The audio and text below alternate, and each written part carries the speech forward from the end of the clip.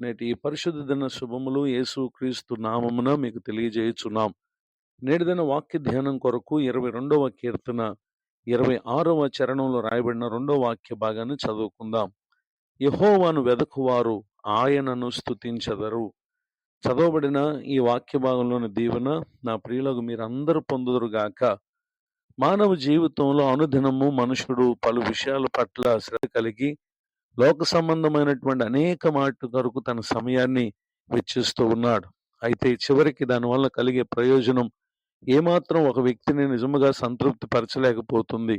కారణం ఏంటంటే ప్రతి మనుషుడు తనను సృజించిన దేవుని గురించినటువంటి ధ్యాస, ఆలోచన అనుదినము కలిగి ఉన్నప్పుడు నిశ్చయముగా ఆ దేవుడే ఈ వ్యక్తి ఎటు నడవాలో, ఏది ఆలోచించాలో, ఏది చేయాలో సరైన రీతిలో నడిపించి చేయు ప్రతి పనిని ఆయన స్థిరపరిచేటటువంటి దేవుడిగా ఉంటారు. గనుకనే దేవుని గురించినటువంటి విషయాలు ఎరిగి ఉండాలి. రెండవదిగా ఆ విషయాలను అనుసరించి మనం జీవించాలి.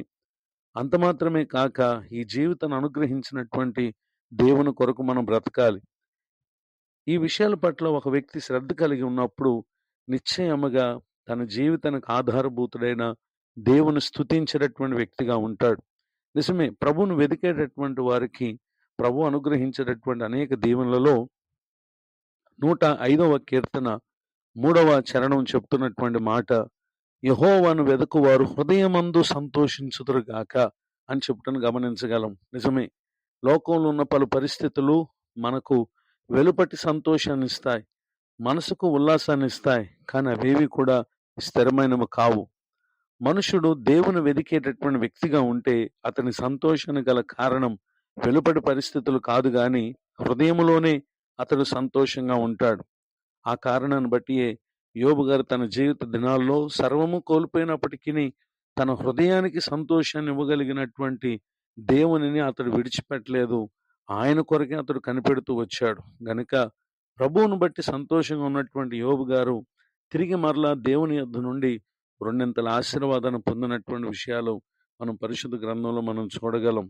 ఈ మాటలు వింటున్నటువంటి నా ప్రియ సహోదరి సహోదరులు, అనుదినము ప్రభువును వెతకండి, ఆయనను గురించినటువంటి అనుభవాలు నేర్చుకునండి, ఆయన కొరకైనటువంటి జీవితాన్ని జీవించండి. నిశ్చయముగా ప్రతిరోజు ఆయన మనకు గొప్ప ఆనందాన్ని ఇస్తారు. 105వ కీర్తన 4వ చరణములో యెహోవాను వెదుకుడి, ఆయన బలమును వెదుకుడి, ఆయన సన్నిధిని నిత్యము వెదుకుడి అని చెప్పుటను గమనించగలం. అనగా ప్రభు పట్ల మనం శ్రద్ధ కలిగి ఉండాలి.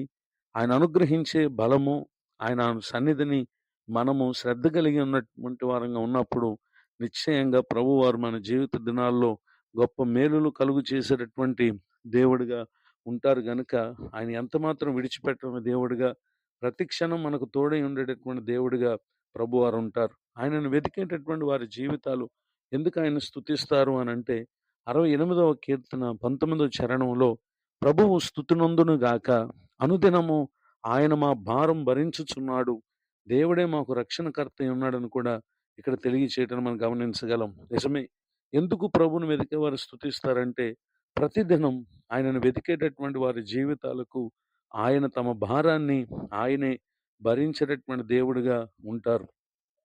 గనుకనే దావీదు గారు తన జీవితంలో 55వ కీర్తన 17వ చరణంలో సాయంకాలమున, ఉదయమున, మధ్యాహ్నమున నేను ధ్యానించుచు మొరపెట్టుకొందును, ఆయన నా ప్రార్థన ఆలకించును అని ఇక్కడ తెలియచేయటను మనం గమనించగలం. ప్రభువును వెదికేటటువంటి వారి జీవితాలకు నిశ్చయముగా అనుదినము దేవునికి మనం సమయం ఇవ్వాలి.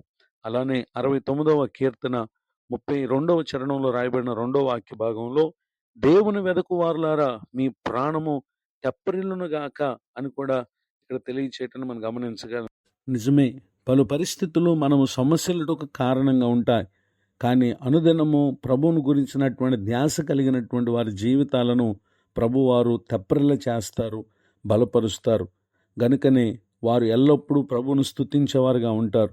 ఈ మాటలు వింటున్నటువంటి నా ప్రియ సహోదరి సహోదరులు, ప్రభు పట్ల ధ్యాస లేనటువంటి వారు ఏమాత్రం కూడా ఆయనను స్తుతించలేరు. దానియేలు గ్రంథం 6వ అధ్యాయము 10వ వచనంలో దానియేలు కూడా దినమునకు ముమ్మారు ప్రభువును గూర్చి స్తుతించుచు ఆయనకు ప్రార్థన చేసే భక్తునిగా మనం అక్కడ చూస్తాము. గనుకనే తనకెదురైనటువంటి విపత్కర పరిస్థితుల్లో సింహములు అతనికి ఏ హాని కలుగు చేయకుండాన్నట్లు దేవుడు తన దూతను పంపించి రక్షించినటువంటి విషయాన్ని అక్కడ మనం గమనించగలం.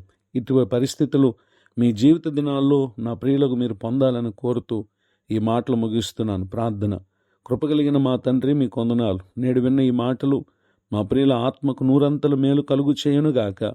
దైవజనులను, వారి కుటుంబాన్ని, సేవా పరిచయం దీవించండి.